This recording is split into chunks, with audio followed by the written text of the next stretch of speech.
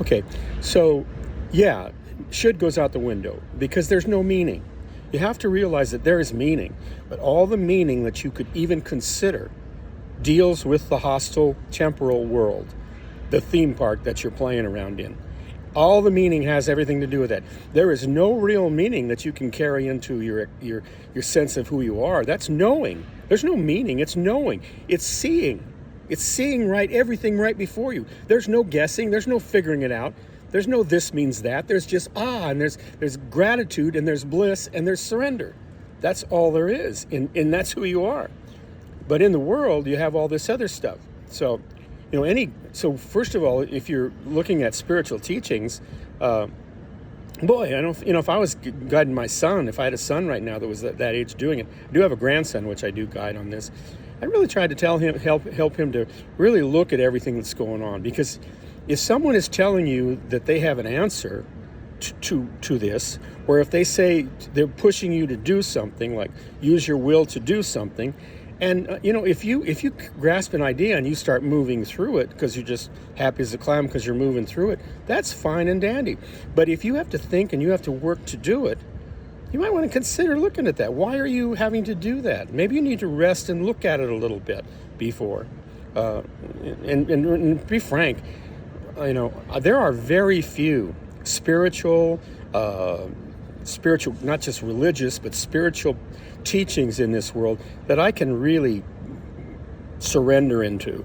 I mean, they all just kind of, I look at them and I go, most of them are just so flawed because they all have some sort of sense of you ought to, you should, this is what you need, and this is what you'll get.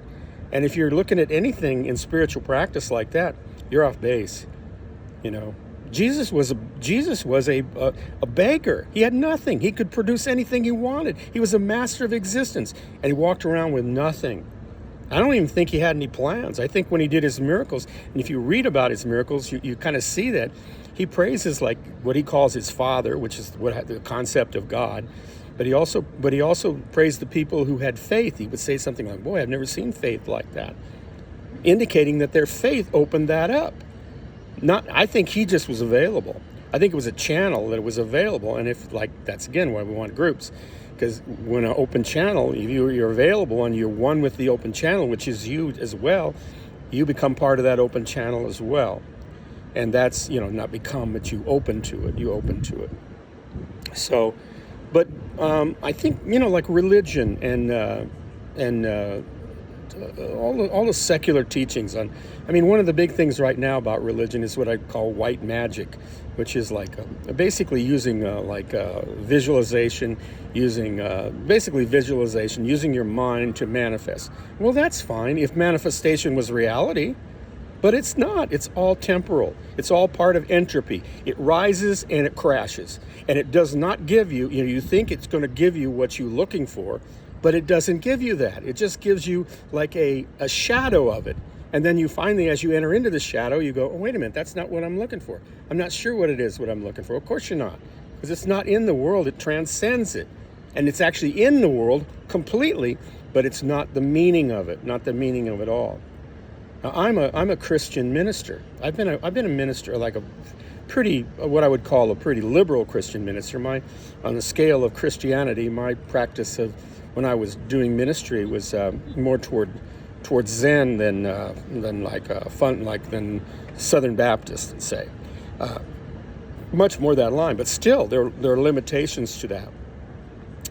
And now I don't do like pastor at church. It's not because I'm too old. It's not because I've been there, done that. No, it's because it doesn't have that meaning for me anymore. I go to a church that it isn't even a church that I would consider that holds meanings of some of the things I still hold meanings to. It's more fundamental, but I like the people, and that's all that matters.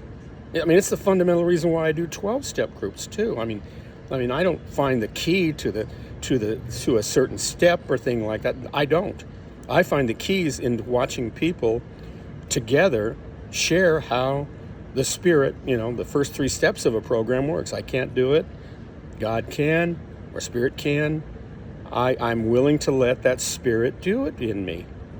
And that is the meaning of it for me, for those. A religion, oh gosh. Think about it. Religion is full of meaning. meaning about God, meaning about something that transcends meaning, especially of anything of this earth. It transcends it. I mean, it cracks me up. I think it was off the hit. Christopher Hitchens, I know, was really popular for a while. Maybe he still is, because he was taking on the anthropomorphic concept of God and, disproving it. And I sit there going like, really? Haven't you gone beyond that yet? But he hasn't, evidently. And most people haven't.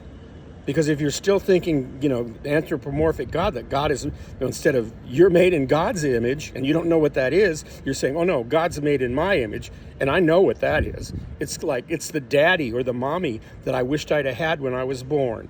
That's my God. And you know what? That God is hard. I don't know I don't even need to be around, I don't know how to be around that God. I don't trust that God, because I didn't trust even my most loving parents. They were practicing this too. They were just as lost. And they were just seemingly as flawed in the way they expressed it. So your God becomes that. Okay, I'm done with this section. I'm going to go to the next one.